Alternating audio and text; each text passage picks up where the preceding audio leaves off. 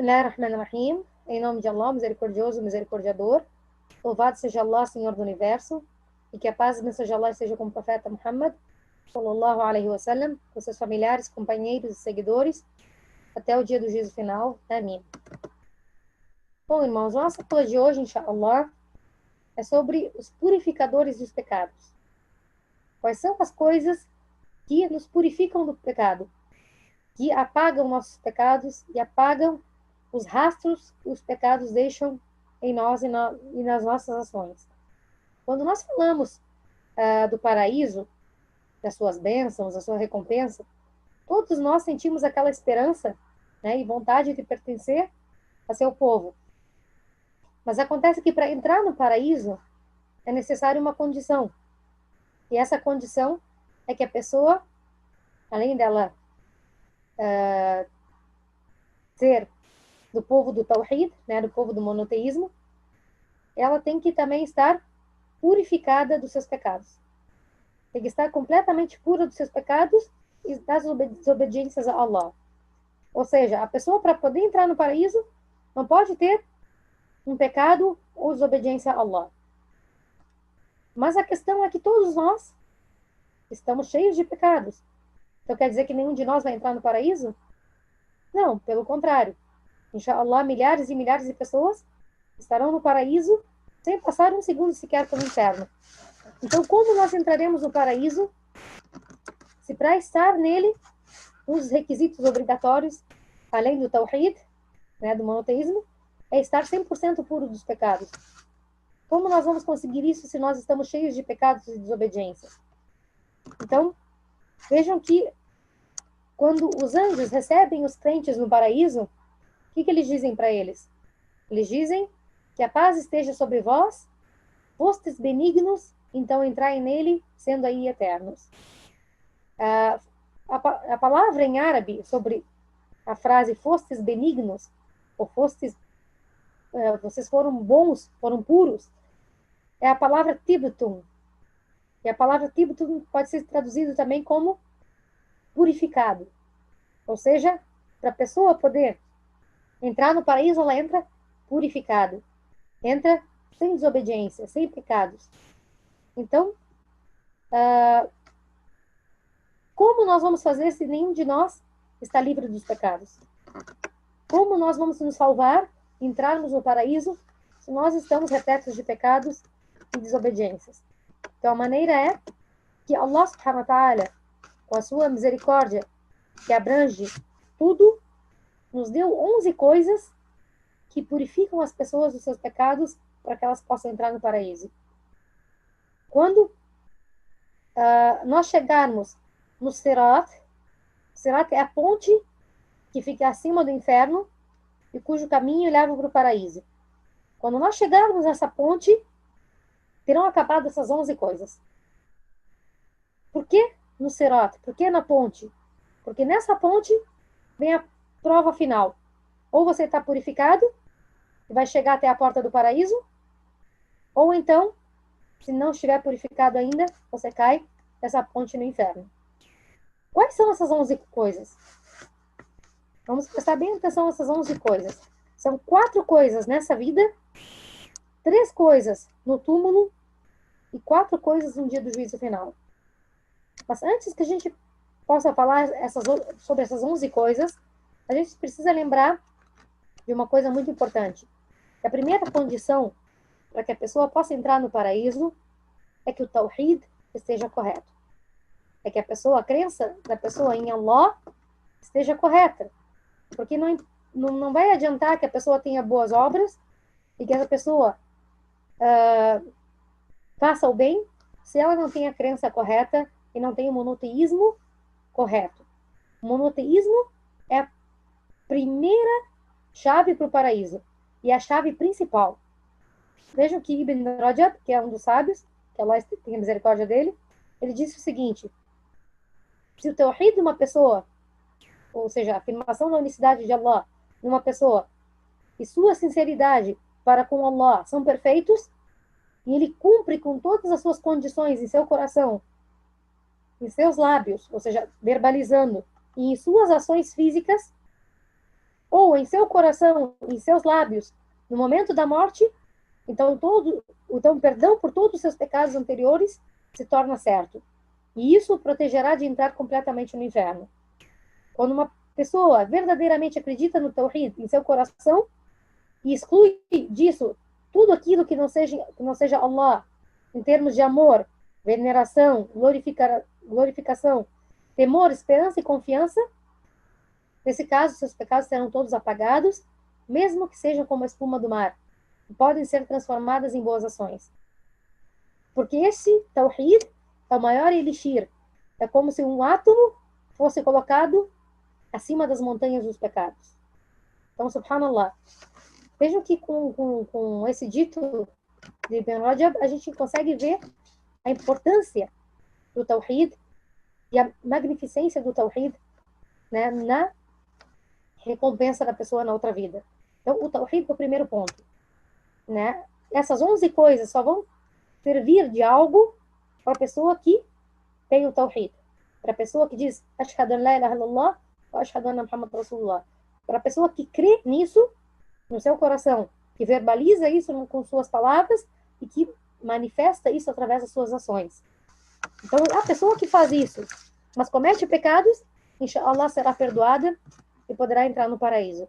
Mas a pessoa que não faz isso, então está em grande dificuldade, estará em grande dificuldade no dia do juízo final. Porque ninguém entra no paraíso a não ser uma pessoa que afirme e creia e haja conforme a unicidade em Allah. Né? Com a unicidade de Allah. Então, o primeiro ponto é esse. Todas essas 11 coisas não vão servir de nada para aquele que não segue o Tawhid. Para aquele que não segue a crença correta. Então, irmãos, o primeiro ponto, se nós queremos ter nossos pecados perdoados, se nós queremos apagar nossas más ações e que essas sejam transformadas em boas ações, a primeira coisa a fazer é acertar a nossa fé. Corrigir a nossa fé. Estudar sobre a nossa fé. Para que cada vez mais nós possamos aperfeiçoar o Tawhid das nossas vidas.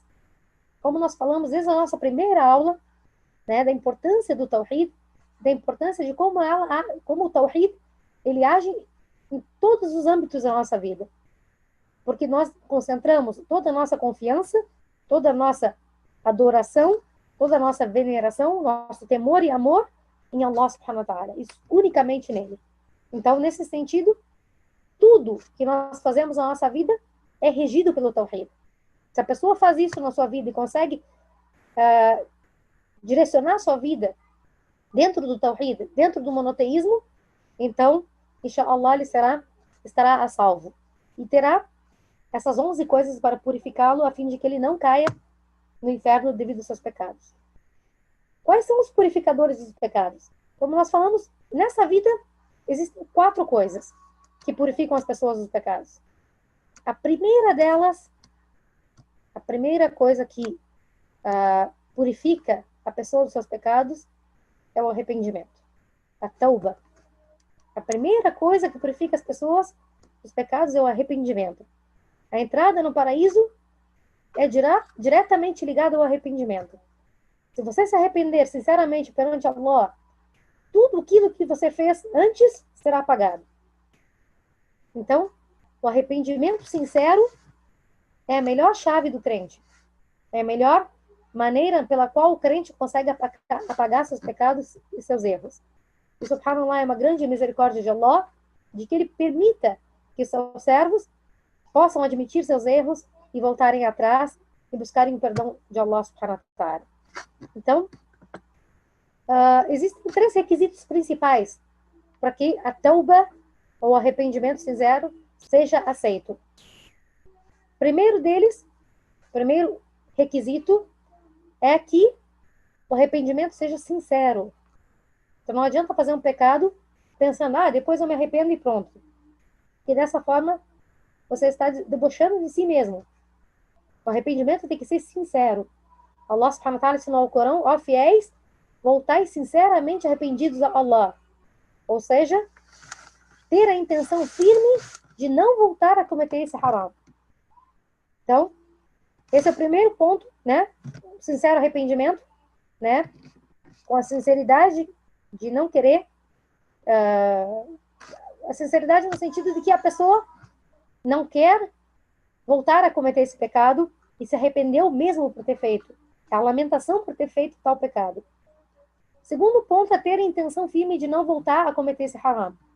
Mesmo que a pessoa acabe voltando a fazer o mesmo pecado, ela precisa, no momento do arrependimento, ter a intenção sincera de não voltar a fazer aquele pecado. Mesmo que o shaitan depois engane ele acabe fazendo de novo, que ele volte arrependido novamente. Mas no momento do arrependimento, a intenção precisa ser sincera e não voltar a cometer aquele pecado.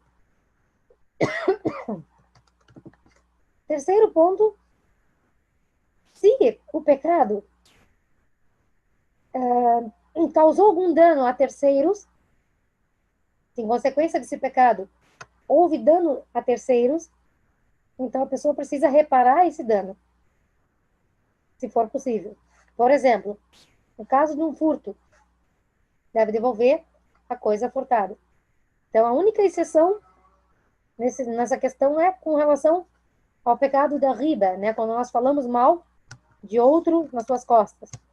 Isso é um grande haram, mas se nós formos lá e falar para a pessoa que nós falamos mal dela, isso vai causar mais consequências e inimizades. Então, nesse caso, a pessoa que falou mal deve fazer súplicas e pedir perdão a Allah pela pessoa que foi mal falada. Então, essas três condições para que o arrependimento seja aceito. Ser sincero, ter intenção firme de não voltar a fazer e reparar o dano que foi causado a terceiros. Então, esse requisito, ou esse purificador de pecados, é o principal de todos eles. Se a pessoa, todas as noites, se volta arrependida a Allah, como ela vai morrer? Vai morrer totalmente purificada dos seus pecados. Porque todo dia ela voltava arrependida para Allah. Por mais pecados que ela tenha, se ela se voltar sinceramente arrependido todos os dias para Allah, então, inshallah, quando ela morrer, ela vai morrer purificada dos seus pecados. Porque o objetivo não é que a pessoa seja temente, ela seja imbatível, ou que ela seja infalível. Não é esse o objetivo. Quando Allah subhanahu wa ta'ala criou o ser humano e deu para ele o livre-arbítrio, ele tem a possibilidade de acertar e errar. Fazer o pecado ou fazer boas ações. Então, Allah subhanahu wa ta'ala nos deu, com a sua misericórdia, o arrependimento como uma chave para a gente voltar sempre arrependido a Allah. Sempre que nós sairmos do caminho, poder voltar para Allah subhanahu wa ta'ala. Então, ser temente a Allah não quer dizer ser infalível. Ser temente a Allah é, quando errar, voltar arrependido para Allah. Quando fizer o erro, volta arrependido para Allah. Isso é ser temente a Allah. E daí vem a maior recompensa. O profeta sallallahu alaihi wasallam disse que se nós não cometêssemos pecados, né, Allah subhanahu wa ta'ala nos aniquilaria e traria um povo que pecasse e pedisse perdão a Allah subhanahu wa ta'ala.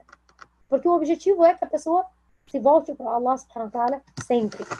Então, a pessoa que conseguir fazer esse requisito, que é o arrependimento, então estará sempre purificado dos seus pecados. Então, esse é o primeiro ponto mais importante. O segundo é o istighfar, que é pedir perdão a Allah. Mas agora alguém pode dizer, mas é a mesma coisa com arrependimento. Mas na verdade eles diferem. O arrependimento, a tauba, é para os pecados que você reconhece e se lembra deles. Pecados que você sabe que você fez. Para esses é preciso a tauba, o arrependimento. Já o istighfar, ou pedir perdão a Allah, são para os pecados que você nem lembra ou nem sabe que fez. Quantos são os pecados que nós fazemos por dia? E muitas vezes a gente nem se dá conta. Então, o istighfar é para toda e qualquer falha que nós cometemos inconscientemente. Ou que nós não lembramos mais. E a tauba, né? A tauba, o arrependimento, é todos aqueles pecados que nós sabemos que nós cometemos e, então, precisamos pegá-los um a um e nos arrepender com relação a eles. Pedir perdão a Allah, o profeta sallallahu alaihi wasallam costumava a pedir perdão a Allah mais de 70 vezes ao dia. Em outro hadith, diz que ele pedia mais de 100 vezes ao dia. O profeta sallallahu alaihi wasallam disse: ó humanos, arrependei-vos perante Allah e implorai o seu perdão, pois eu me arrependo perante ele 100 vezes ao dia. Então, se a gente se acostumar a sempre estar dizendo astaghfirullah, astaghfirullah, que eu busco o perdão de Allah, a expressão astaghfirullah significa eu busco o perdão de Allah. Se nós nos acostumarmos e acostumarmos a nossa língua a repetir isso, sentindo no nosso coração o pedido de perdão a Allah subhanahu wa ta'ala, então nossos pecados vão sendo apagados um atrás do outro. Então, se nós podemos reservar um momento do nosso dia para repetir, para pedir perdão a Allah subhanahu wa ta'ala, nem que seja 5 minutos, isso serve para apagar os nossos pecados. E isso nem é necessário muito tempo e nem é necessário muito esforço da nossa parte, porque nós podemos fazer isso andando na rua, nós podemos fazer isso a caminho do trabalho, nós podemos fazer isso enquanto arrumamos a nossa casa. Fazendo qualquer coisa, nós podemos manter a nossa língua pedindo o perdão de Allah, dizendo astaghfirullah, astaghfirullah. Então, a segunda coisa que purifica a pessoa dos seus pecados é o pedir perdão a Allah. Lembrando que pedir perdão a Allah também é das coisas que mais trazem bênçãos na vida do crente. Então, quanto mais a pessoa se acostuma a pedir perdão a Allah, mais é aumentado o seu sustento, mais é aumentada a sua força, mais é aumentada a sua saúde. Isso tudo está no Alcorão Sagrado. Então, quanto mais nós fizemos astaghfirullah, astaghfirullah, astaghfirullah, mais nós aumentamos em bênçãos na nossa vida.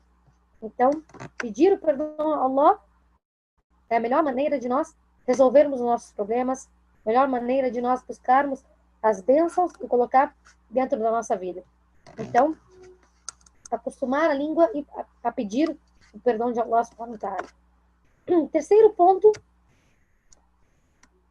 ou terceira coisa que apaga ou purifica a pessoa dos seus pecados, são as boas ações. As boas ações apagam as más, né? Todos nós temos pecados e precisamos nos purificar deles. E uma das formas de fazer isso é aumentando as nossas hasanat, as nossas boas ações. Cada vez que você for fazendo boas ações, seus pecados vão sendo apagados. Um homem foi até o profeta Muhammad sallallahu alaihi wasallam e disse que havia feito um grande pecado. Que pecado era esse? Ele havia beijado uma mulher proibida para ele. Uma mulher que não era mahram dele. Então, quando ele disse isso para o profeta Muhammad sallallahu alaihi wasallam, o profeta ficou com o rosto vermelho, ou seja, furioso, pelo fato do que ele tinha ouvido desse homem. E esse pecado, a princípio, não tem como resolver, não tem como consertar esse erro. Então, Allah subhanahu wa ta'ala revelou o seguinte versículo: e observa a oração em ambas as extremidades do dia e em certas horas da noite, porque as boas ações anulam as más. Então, subhanallah. Quando Allah revelou esse versículo, o homem perguntou: ó mensageiro de Allah, esse versículo foi revelado para mim? E o profeta Muhammad sallallahu alaihi wasallam disse: foi revelado para toda a minha umma. Então, Allah subhanahu wa ta'ala revelou: nisso há mensagem para os que recordam. Então, subhanallah, se nós fazemos um pecado e queremos que ele seja apagado, nós devemos recorrer às boas ações, recorrer às orações, recorrer a todas aquelas boas ações que nos trazem benefício nessa vida e na outra. E irmãos, nunca achem ou nunca pensem que já tem boas ações demais. Por exemplo, existe alguém nesse mundo que diga: eu já tenho dinheiro demais, eu não quero mais. Difícil, né? Mas por que quando chega no assunto da religião, as pessoas dizem: mas eu já rezo 5 orações, não preciso fazer mais nada? Vejam o exemplo do profeta Muhammad sallallahu alaihi wasallam, quando na batalha de Badr, para chegar até Medina, para chegar de Medina até Badr, até o local da batalha, o exército muçulmano, por dispor de poucos recursos, cada 3 pessoas revezavam um camelo. E qual era a distância de Medina até Badr? 150 quilômetros. Então, cada um deveria andar a pé 100 quilômetros para poder chegar até Badr. Qual era a idade do profeta Muhammad sallallahu alaihi wasallam? 55 anos. Os sahaba, que estavam revezando o camelo junto com o profeta sallallahu alaihi wasallam, eram 2 sahaba dentro jovens, que tinham 20 anos. E o profeta sallallahu alaihi wasallam ia revezar o camelo com eles. Então, um disse para o outro: não é certo que o profeta Muhammad sallallahu alaihi wasallam caminhe 100 quilômetros. Vamos nós caminhar e vamos deixar o mensageiro de Allah montar no camelo. E eles concordaram. Então foram até o profeta Muhammad sallallahu alaihi wasallam e disseram: ó mensageiro de Allah, nós combinamos que iremos caminhando e você monta no camelo. Então o profeta Muhammad sallallahu alaihi wasallam ficou com o rosto vermelho e disse: não, por Allah, vocês não têm mais condições de caminhar do que eu e nem eu sou menos necessitado da recompensa do que vocês. Subhanallah. Ou seja, o profeta sallallahu alaihi wasallam queria recompensa. Não, eu vou caminhar também, porque eu quero a mesma recompensa. Abu Bakr, quando foi na Égira com o profeta, na imigração para Medina com o profeta Muhammad sallallahu alaihi wasallam, preparou 2 montarias e deu uma pronta para o profeta Muhammad sallallahu alaihi wasallam. E o profeta disse que só aceitaria se Abu Bakr aceitasse pagamento por ela. Por que ele não aceitou esse presente de Abu Bakr? Porque ele queria a recompensa completa da Égira. Não queria perder em nada. Então imagine o mensageiro de Allah, escolhido de Allah subhanahu wa ta'ala, para enviar sua mensagem para a humanidade, procurando e competindo pela recompensa, enquanto nós achamos que já nos é suficiente as orações. Já fizemos muita coisa em rezar 5 vezes ao dia. Então, irmãos, nunca pensem que já tem boas ações suficientes, né? E nunca desperdicem nenhuma oportunidade de fazer uma boa ação, por menor que ela seja. Lembrando que a recompensa pelas boas ações, ela não é pelo tamanho da boa ação, mas sim pela sinceridade na qual nós fazemos essa boa ação. Às vezes nós podemos dar uma caridade de R$1 e ter uma recompensa imensa por ela, devido à nossa sinceridade. De repente, essa caridade de R$1 possa ter mais peso perante Allah do que uma caridade milionária. Tudo devido à nossa sinceridade e à nossa insistência em buscar as boas ações e não perder as oportunidades. Então, por isso, irmãos, nunca percam a oportunidade de poder fazer uma boa ação. Nunca percam essas oportunidades. Então, as boas ações apagam as más ações. Allah subhanahu wa ta'ala, em sua grande misericórdia, ao nós fazermos boas ações, se nós cometemos um pecado, correr para fazer boas ações.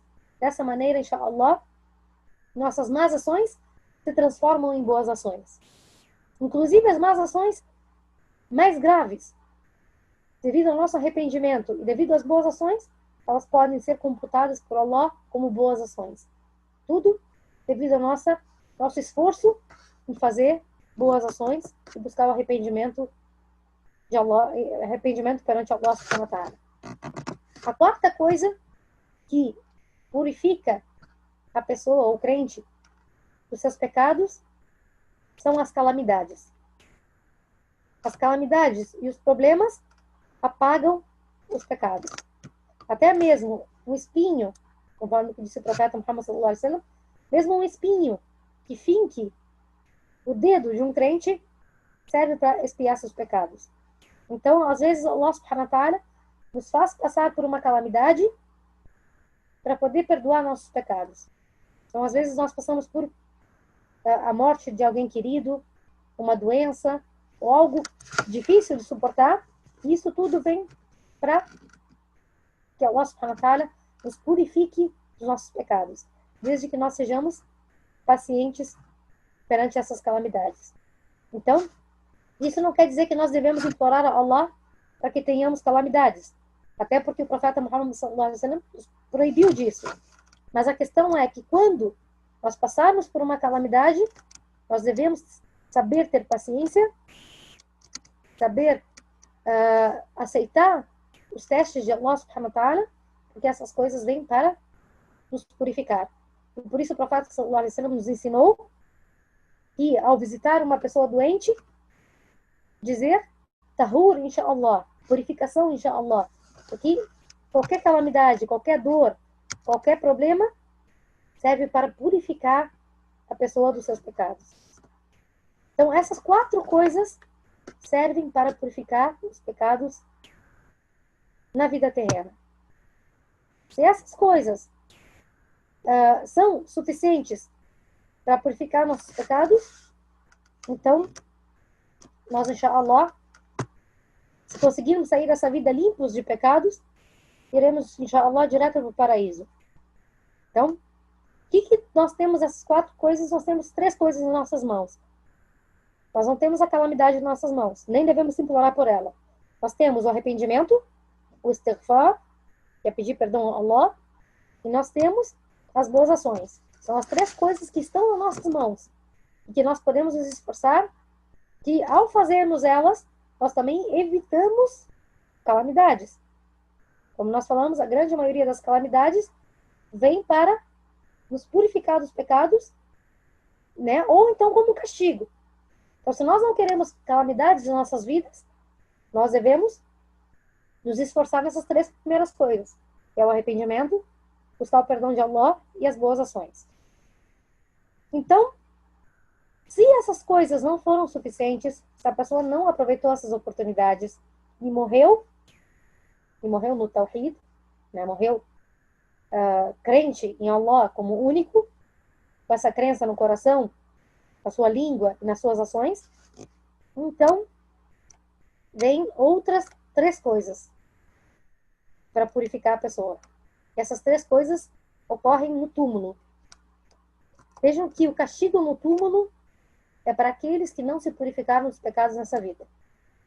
Então, pela misericórdia de Allah, ele terá mais uma chance de se purificar, só que dessa vez sofrendo no túmulo, para não ter que sofrer no inferno. Porque no túmulo ainda é mais leve. O profeta Muhammad sallallahu alaihi wasallam disse: o túmulo ou é um dos jardins do paraíso ou um pedaço do inferno. Jardim do paraíso para quem? Para aquele que se purificar dos pecados nessa vida. Aquele que sair purificado dessa vida jamais será castigado no túmulo e nem vai sofrer no dia do juízo final. Os 50.000 anos no dia do juízo final passarão por você como o tempo de 2 rakat, de 2 genuflexões. E seja bem-vindo ao paraíso. Se não se purificou nessa vida, então, pela misericórdia de Allah, ainda haverão 3 coisas no túmulo para purificar. A primeira coisa, a oração fúnebre pelo morto, salat janaza. Então, se alguém que nós amamos, que seja muçulmano, morreu, devemos correr e juntar o maior número de pessoas para que rezem por ele a oração fúnebre. Por quê? Porque essa oração apaga alguns dos pecados do morto. Então, subhanallah. Veja a misericórdia de Allah, que mesmo depois de morto, Allah continua perdoando e apagando seus pecados. Por que Allah subhanahu wa ta'ala faz isso? Porque Ele quer nos perdoar e quer nos colocar no paraíso. Cabe a nós querermos também. Então, a oração fúnebre, o salat janaza, intercede para que os pecados sejam apagados.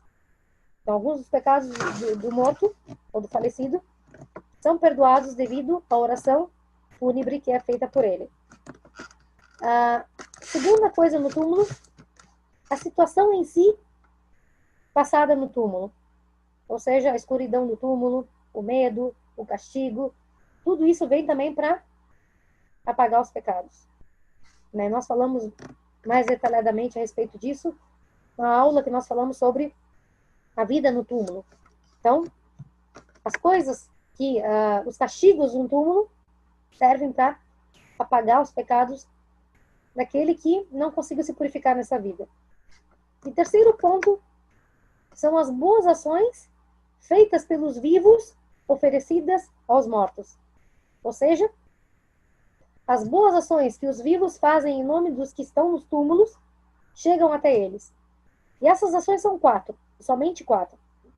Somente 4 ações chegam para o morto no seu túmulo e intercede a favor dele. Um hajj, Primeiro é a peregrinação. Então, se alguém faz a peregrinação em nome do falecido, isso, inshallah, é aceito como se ele tivesse feito, né? Isso é uma grande misericórdia de Allah. Só que isso só serve para aquele que morreu sem ter condições de fazer o Hajj. Aquele que morreu sem condições de fazer o Hajj, e alguém fizer o Hajj por ele, a peregrinação por ele, então ele tem a mesma recompensa como se ele tivesse feito em vida. Mas se a pessoa tinha condições em vida, na vida terrena, tinha condições financeiras, tinha condições físicas de fazer o Hajj e não fez, então nesse caso não adianta os vivos fazerem pelo morto amanhã. Por quê? Porque ele tinha condições em vida e não fez. Mas no caso dele não ter condições e alguém fazer por ele, o Hajj é aceito como se ele tivesse feito. E a recompensa do Hajj, bem feito, é o paraíso. E a pessoa que faz o Hajj corretamente sai dele como se tivesse acabado de nascer, ou seja, purificado dos seus pecados. Então, se alguém fizer pelo morto o Hajj, então ele tem essa recompensa no túmulo. Outra ação que serve para ele é a Umrah. A Umrah seria a peregrinação menor. Também tem uma grande recompensa. Isso chega até ele. Terceiro ponto, a caridade. Fazer a caridade em nome do morto é aceita, e aceita como se ele tivesse feito a caridade. Isso intercede por ele no túmulo. E o quarto, a súplica. Então, a súplica, principalmente do filho pelos pais, ou dos pais pelos filhos, né? Principalmente, não só eles, mas principalmente, é aceito e intercede no túmulo a favor do falecido. Então, vejam que essas quatro coisas foram mencionadas no hadith do profeta sallallahu alaihi wasallam. Então, leitura do Coran pelo morto não tem fundamento. Ler Coran por um morto não tem fundamento. Seja ler a Fatiha ou qualquer outra sura do Alcorão, não tem fundamento e não chega até o morto. Porque não foi revelado isso nem no Coran, nem na sunna do profeta Muhammad sallallahu alaihi wasallam. O que chega para o morto é a súplica. Então, irmãos, essas quatro coisas podem ser feitas em nome do morto e isso valerá como uma boa ação dele. E essas boas ações oferecidas melhoram a situação do muçulmano no túmulo. Se ele estava sendo castigado, terá a misericórdia de Allah, e se ele estava bem, terá aumentado seus degraus. Então, olhe como Allah subhanahu wa ta'ala é misericordioso para com seus servos. Se essas coisas forem suficientes para purificar os seus pecados, pronto, inshallah, poderá entrar no paraíso. Mas mesmo depois de tudo isso, ainda haverá pessoas que não terão seus pecados purificados. Né? Então, pode ocorrer que ninguém tenha feito a oração fúnebre por ela, por essa pessoa, ou Allah não permitiu que os crentes rezassem por ele não ter feito por merecer nessa vida. Né? Um sheikh contou que certa vez foi rezar na mesquita sagrada em Meca, na época do Hajj, e a mesquita sagrada estava lotada. E trouxeram 2 corpos para que fizessem a oração fúnebre por eles. E o sheikh fez 2 orações, uma para cada corpo que foi levado. Um dos corpos que foi trazido, cerca de 3 milhões de pessoas rezaram por ele. Rezaram a oração fúnebre por ele. E após isso foi trazido outro corpo, e quando o sheikh percebeu, haviam no máximo 15 pessoas rezando por ele. Ou seja, Allah subhanahu wa ta'ala sabe quem merece tal coisa e quem não merece, né? Quem merece por ter feito por merecer durante a vida e quem não fez por merecer. E também a gente vê muitas vezes que muitas pessoas, morreu um ente querido, essas pessoas choram, se lamentam, mas nenhum deles reza por ele, nem sequer levanta as mãos e faz um duá pelo morto. Então não adianta de nada. Se nós queremos beneficiar nossos entes queridos que morreram, nós devemos fazer alguma daquelas 4 ações por eles. Ou a caridade, ou a súplica, ou o Hajj, ou a Umrah. Essas ações, sim, beneficiam as pessoas que estão nos seus túmulos. Fora isso, nada beneficia eles. Se essas 7 coisas que nós falamos, as 4 na vida terrena, mais as 3 do túmulo, não forem suficientes para pagar os seus pecados, essa pessoa irá para o inferno? Ainda não. pela misericórdia de Allah. Ainda tem mais 4 coisas para purificar essa pessoa no dia do juízo final. A primeira delas é a situação passada no dia do juízo final. Como nós falamos nas aulas que nós falamos sobre a vida, né, a morada da outra vida, né, as coisas que acontecem no dia do juízo final, como o sol acima das suas cabeças, a terra entrando em colapso, o céu se partindo, né, os túmulos sendo abertos, as pessoas desesperadas, o medo, tudo isso vem para apagar os pecados daqueles que não foram purificados. Mas se tivesse se apressado em se purificar na vida terrena, não precisaria estar passando por esses horrores. Então, a situação passada no dia do juízo final pode apagar alguns dos pecados dos crentes. Segundo ponto, e essa é das mais difíceis, é a prestação de contas. Parar perante Allah subhanahu wa ta'ala para prestar contas. O fato de Allah subhanahu wa ta'ala nos questionar a respeito das nossas ações. Então, isso também pode servir para apagar alguns dos nossos pecados. E o terceiro ponto, que pode apagar alguns dos nossos pecados e pode melhorar nossa situação no dia do juízo final, é a intercessão do profeta Muhammad sallallahu alaihi wasallam. O profeta sallallahu alaihi wasallam irá implorar perdão e intercederá a favor de todos aqueles da nação dele. De todos aqueles que ele reconhecer como da nação dele. Quem são esses? Aqueles que praticavam a oração, aqueles que seguiam a sunna do profeta Muhammad sallallahu alaihi wasallam. Esses, então, terão a intercessão do profeta Muhammad sallallahu alaihi wasallam. Allah permitirá no dia do juízo que o profeta Muhammad interceda pela sua umma, fazendo com que eles não caiam no inferno. E também fazendo com que eles, se caírem no inferno, sejam retirados de lá e colocados no paraíso. E a última chance, quarta e última chance, é a absolvição de Allah. Allah subhanahu wa ta'ala dirá: intercederam os fiéis, intercederam os crentes, intercederam os profetas, intercedeu Muhammad sallallahu alaihi wasallam, e eu absolverei o meu servo. Então Allah subhanahu wa ta'ala absolverá alguns dos seus servos, né, que tenham muitos pecados e que estejam no paraíso, que estejam no inferno, devido à crença deles, devido ao tawhid deles. Então essas pessoas serão absolvidas. Então, por causa dessas 11 coisas que nós falamos, inshallah, milhares de pessoas entrarão no paraíso sem ter que ser castigado no inferno. E passarão pela ponte que se encontra acima do inferno e encontrarão a porta do paraíso diante deles. Mas mesmo assim, infelizmente, algumas pessoas, mesmo muçulmanas, mesmo com tawhid, cairão no inferno. Agora imaginem, o que fizeram essas pessoas para que tudo isso não fosse suficiente para pagar seus pecados? Allahu a'lam, Allah sabe melhor. Mas dentre eles, estão aqueles que viveram nessa vida e se esqueceram de Allah. Imaginem, 20, 30, 40, 50 anos e Allah não esteve presente em suas vidas. Será que serão suficientes essas 11 coisas? Allah sabe melhor. Mas se ainda tiver um haram sequer, irá cair no inferno. Então, não basta nós acharmos que, porque nós rezamos ou jejuamos, isso já é o suficiente. Nós temos que viver pelo Islã, irmãos. Temos que correr atrás das boas ações, para poder sair daqui limpos dos nossos pecados, e não ter que passar por nenhuma aflição após a morte. Seja qual for o problema que nós passamos nessa vida, ela terá um fim. Ela terá um fim. E esses problemas que nós passamos nessa vida servem para nos purificar. E, na verdade, ser um bem para nós, mesmo que nós achemos que isso seja um mal, um malefício para nós. Mas na outra vida, qualquer calamidade é muito pior.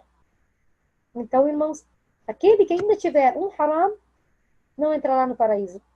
E irá para o inferno. Mesmo que seja da umma do profeta Muhammad sallallahu alaihi wasallam.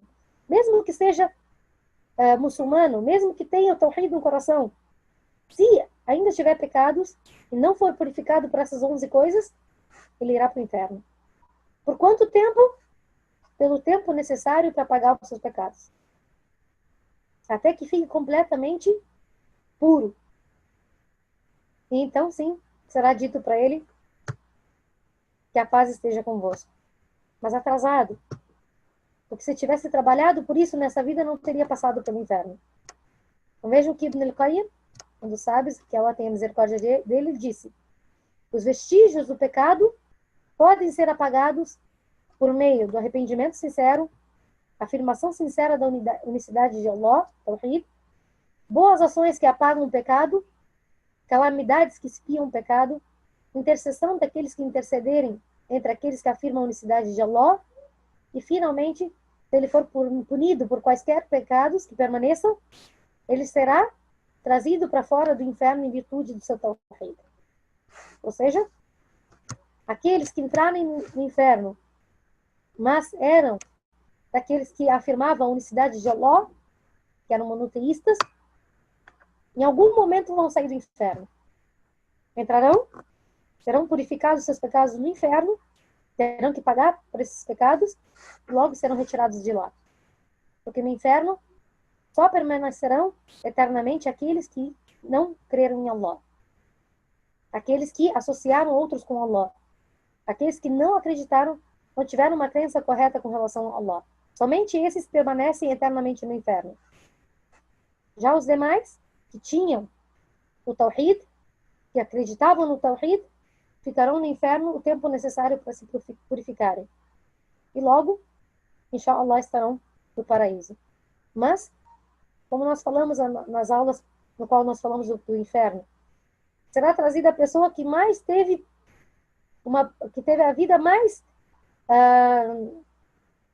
rica, digamos assim, mais benéfica nessa vida terrena, a pessoa que teve de tudo nessa vida terrena, e será introduzida no inferno por um instante. E será perguntado para ela: alguma vez na tua vida tu viu alguma coisa boa? Tu viu alguma bênção? Ele dirá: não, por Allah, nunca vi nenhuma bênção. Um instante no inferno. O que dirá das pessoas que terão que ficar um bom tempo no inferno para ser purificados dos seus pecados? Então, depois disso tudo, irmãos, resta uma pergunta: o que está nas nossas mãos dessas 11 coisas? Nem todas. Porque, por exemplo, a intercessão do profeta Muhammad sallallahu alaihi wasallam, se uma pessoa nunca amou o profeta, nunca seguiu a sua sunna, por que ele iria interceder por ele? Então, o que nos resta? 3 coisas: a tauba, o arrependimento, o istighfar, pedir perdão a Allah, e as boas ações. É como se toda essa nossa aula fosse para dizer: vamos nos apegar nessas 3 coisas. Vamos nos apegar com unhas e dentes a elas. Porque após a morte, só Allah sabe o que nos ocorrerá. Só Allah sabe se nós encontraremos uma pessoa que possa fazer um dua por nós. Mas, se nós nos esforçarmos por essas 3 coisas, nós sairemos dessa vida purificados dos nossos pecados. E então, inshallah, nós podemos sair desse mundo com passagem, inshallah, direta para o paraíso.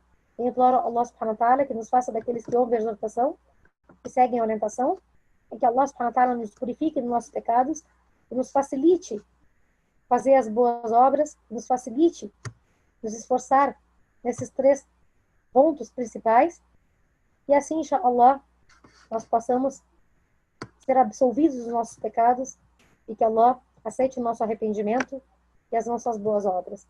Paz e bênção de Allah seja com o profeta Muhammad. Louvado seja Allah, Senhor do Universo.